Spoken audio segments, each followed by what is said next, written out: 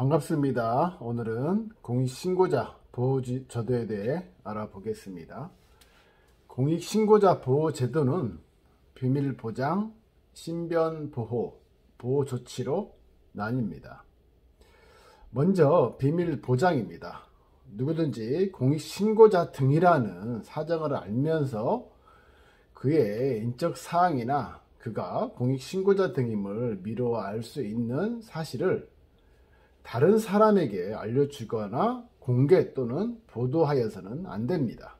다만 공익신고자 등이 동의한 때에는 가능합니다. 국민권익위원회는 공익신고자 등의 인적사항이나 공익신고자 등임을 미루어 알 수 있는 사실이 공개 또는 보도되었을 때에는 그 경위를 확인할 수 있으며 공익자 등의 인적사항이나 공익신고자 등임을 미루어 알 수 있는 사실을 다른 사람에게 알려주거나 공개 또는 보도한 사람의 징계권자에게 그 사람에 대한 징계 등 필요한 조치를 요구할 수 있습니다. 비밀보장을 위반할 경우 3년 이하의 징역 또는 3천만 원 이하의 벌금에 처해집니다. 다음은 신변보호입니다.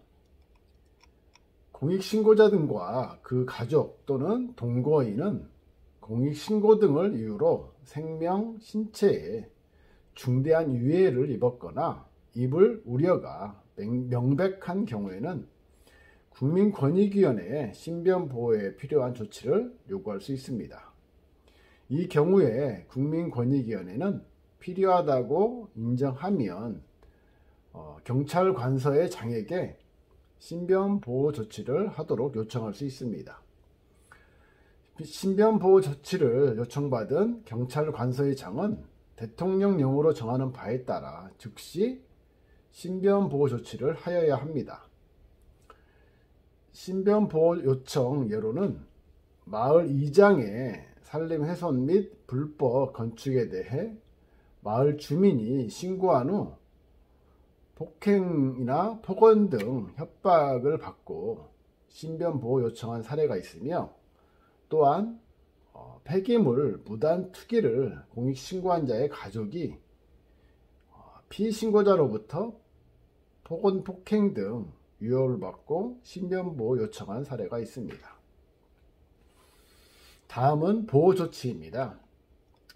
보호조치는 공익신고자 등이 공익신고 등으로 인하여 피해를 받지 않도록 하거나 이미 발생한 피해를 원상 회복시키기 위한 제도로서 크게 책임의 감면, 불이익조치의 금지, 인사조치의 우선적 고려 등으로 구성되어 있습니다.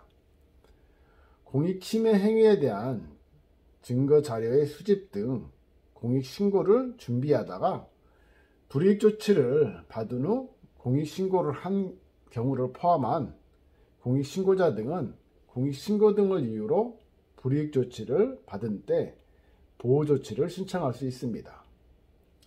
보호조치는 불이익조치가 있었던 날 또는 불이익조치가 계속된 경우에는 그 종료일로부터 1년 이내에 신청하여야 합니다. 다만 공익신고자 등이 천재지변, 전쟁, 사변, 그 밖에 불가항력의 사유로 1년 이내에 보호조치를 신청할 수 없었을 때에는 그 사유가 소멸한 날로부터 14일 이내에 신청할 수 있습니다. 다른 법령에 공익신고 등을 이유로 받은 불이익조치에 대한 행정적 구제 절차가 있는 경우 공익신고자 등은 그 절차에 따라 구제를 청구할 수 있습니다. 책임 감면, 불이익조치 등의 금지, 인사조치의 우선적 고려 등에 대해 한 걸음 더 들어가 보겠습니다. 공익신고 등과 관련하여 공익신고자 등의 범죄 행위가 발견된 경우에는 그 형을 감경하거나 면제할 수 있습니다. 공익신고 등과 관련하여 발견된 위법 행위 등을 이유로 공익신고자 등에게 징계를 하거나 불리한 행정처분을 하는 경우 국민권익위원회는 공익신고자 등의 징계권자나 행정처분권자에게 그 징계나 행정처분의 감경 또는 면제를 요구할 수 있습니다. 누구든지 공익신고자 등에게 공익신고 등을 이유로 불이익 조치를 하여서는 안 됩니다. 누구든지 공익신고 등을 하지 못하도록 방해하거나 공익신고자 등에게 공익신고 등을 취소하도록 강요하여서는 안 됩니다. 공익신고자 등의 사용자 또는 인사권자는 공익신고자 등이 전직 또는 전출 전입, 파견 근무 등 인사에 관한 조치를 요구하는 경우 그 내용이 타당하다고 인정할 때에는 이를 우선적으로 고려해야 합니다. 이상으로 공익신고자 보호제도에 대해 설명드렸습니다. 청렴이 무엇이냐고 저에게 묻는다면 저는 청렴은 부정청탁 안 하고 금품 등 수수 안 하는 것은 기본이고요. 공정하게 업무 처리하고 민원인을 친절하게 응대하는 것입니다. 더 나아가 배려를 더한다면 청렴이 완성된다고 생각을 합니다. 저부터 실천하기 위해 노력하겠습니다. 우리 함께 실천해요. 화이팅!